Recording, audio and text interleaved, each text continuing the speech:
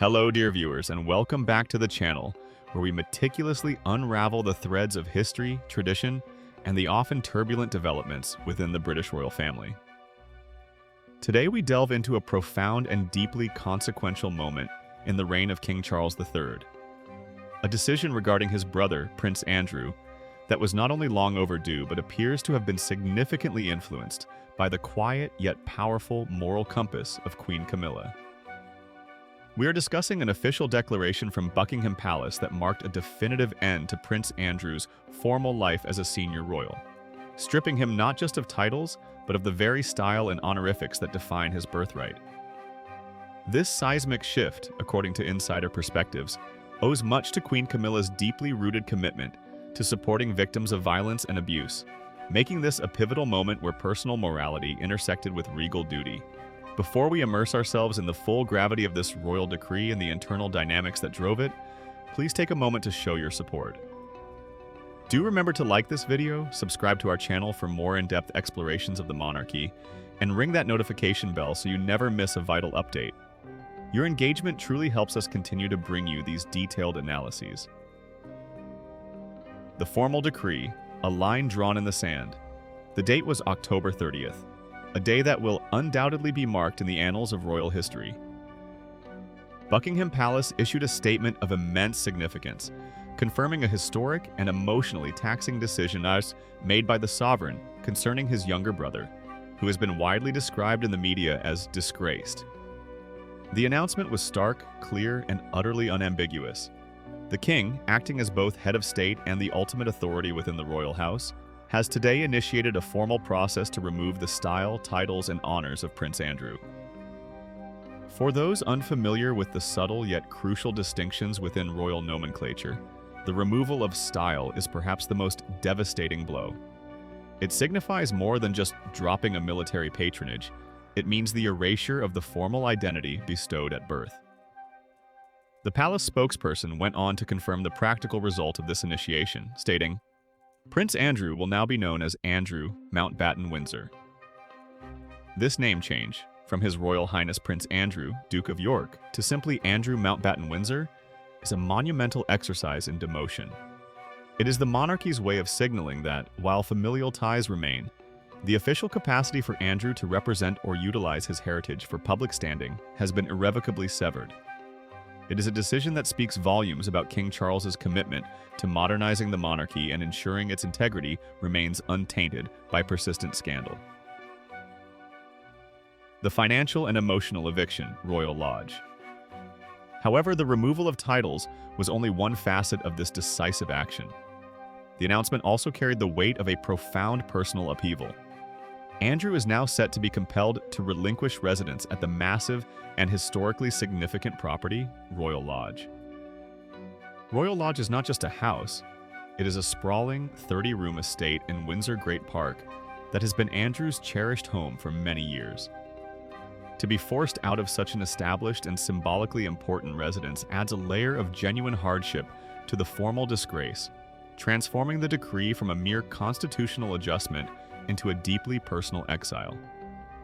This residential controversy provides vital context to the king's mounting frustration.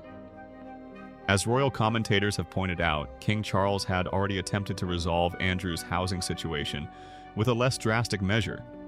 He had previously offered his brother Frogmore Cottage, a smaller, though still substantial property on the Windsor estate, which had recently been vacated. Andrew, however, famously refused this offer, clinging stubbornly to the prestige and space afforded by Royal Lodge.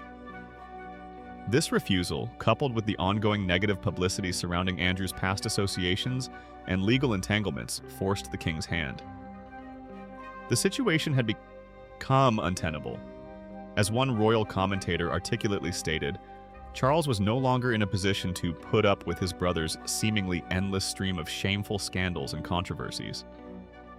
The king realized he had to act decisively, because this story was detracting from the business of government, and the monarchy is very careful to try not to do that. The stability and focus of the crown must always take precedence over private family sentiment.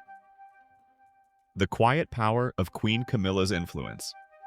Now, we turn to the crucial element that provides the moral backbone to this entire regal decision: the undeniable influence of Queen Camilla.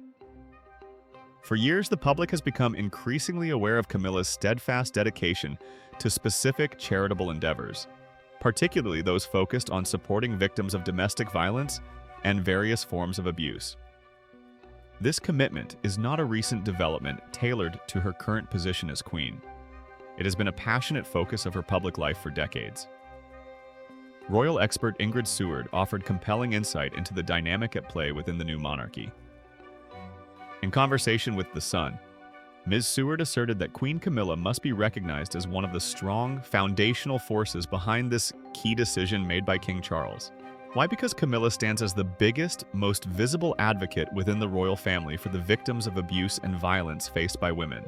Ingrid Seward elaborated on the necessary public messaging surrounding such a sensitive issue. I think that everybody who makes a statement about Andrew now has to mention they have full and great sympathies with the victims of abuse. She then drew a direct connection to the formal language used in the official announcements. And in this case, when it said, "Their Majesties," I suppose people need to be reminded that Queen Camilla is very active in the area of abused women, and it is one of her charities. This detail is absolutely critical.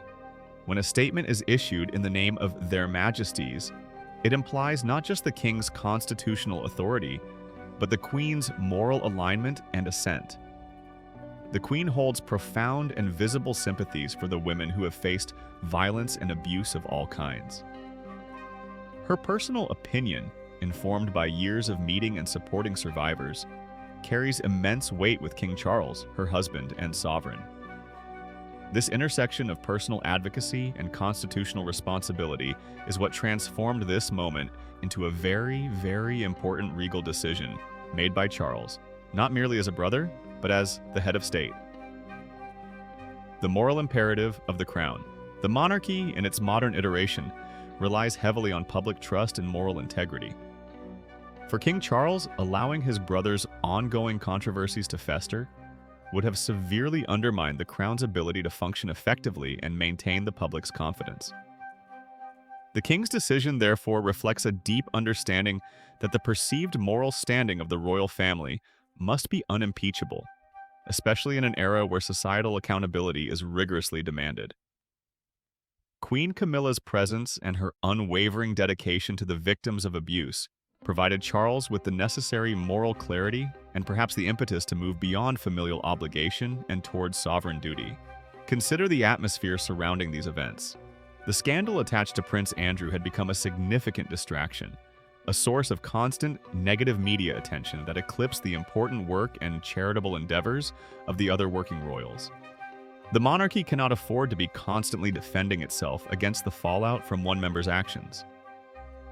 Charles, having watched his mother, Queen Elizabeth II, navigate countless challenges, is acutely aware that the monarchy's survival depends on its relevance and its perceived virtue. The latest announcement, therefore, showcased a king who is willing to take painful, drastic steps to safeguard the institution he now leads. He is drawing a definitive boundary, signaling that past accommodations for his brother are over. The royal commentator's observation that Charles had offered Frogmore, which Andrew refused, underlines the fact that the king had attempted a softer, private solution first. When that failed, the public, decisive, and humiliating action became unavoidable. The weight of the titles. Let us pause for a moment to fully appreciate the weight of what has been removed. When the palace referred to style, titles, and honors, they were addressing the residual elements of Andrew's royal status that had survived his earlier removal from military and charitable patronages.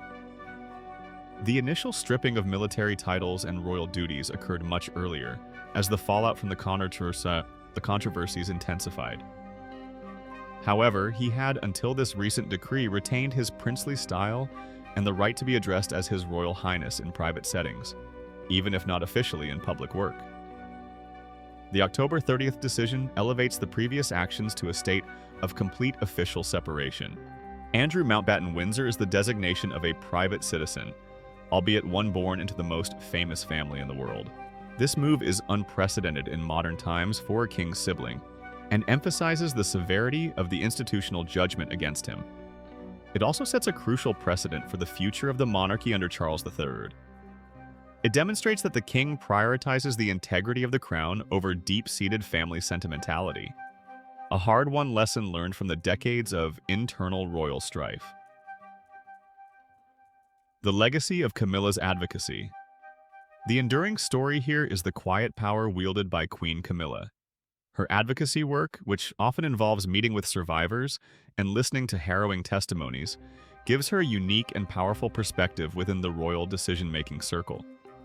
When the conversation turns to matters concerning abuse, violence, or moral accountability, her voice carries authenticity and moral force. For years, Camilla has worked tirelessly and often without significant fanfare, championing organizations that provide refuge, legal aid, and psychological support to those affected by domestic violence. This work is deeply personal to her, and it reflects a profound empathy that contrasts sharply with the allegations and associations that have plagued Prince Andrew. Ingrid Seward's assertion that Camilla's influence was instrumental is highly credible because it aligns perfectly with the king's need to demonstrate moral leadership. By aligning the decision with Camilla's known sympathies for victims, the monarchy implicitly sends a powerful message to the public. The royal family stands unequivocally with the victims, and those who bring scandal related to such issues will face the ultimate consequences, regardless of their proximity to the throne. This co-signed decision, made by their majesties, underscores a new partnership at the heart of the monarchy, one where the queen consort is not merely a supportive figurehead, but an active, moral partner in governance. The future for Andrew Mountbatten Windsor. The immediate future for Andrew Mountbatten Windsor is one of enforced privacy and logistical challenges. The loss of Royal Lodge means a significant downgrade in lifestyle and prestige. While he will undoubtedly remain wealthy, the symbolic importance of his former residence is irreplaceable. The king's decisive action ensures that the Andrew saga will no longer overshadow the core functions of the monarchy. It allows the focus to return to the king's constitutional duties, his commitments to the Commonwealth, and the charitable work of Prince William and Princess Catherine.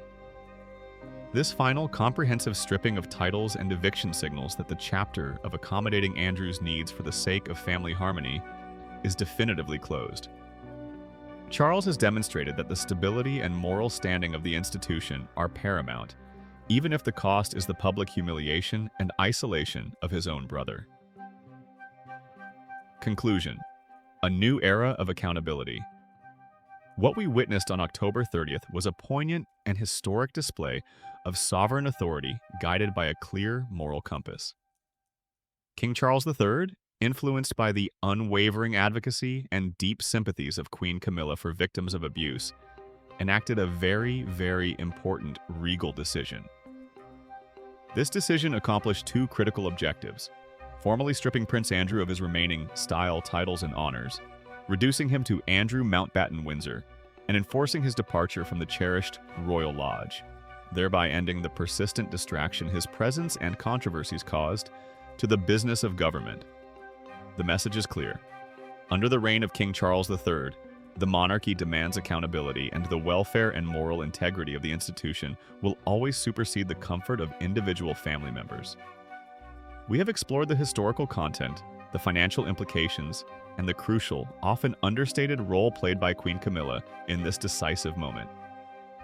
Now we turn the conversation over to you, our dedicated viewers. What are your thoughts on this unprecedented move by King Charles?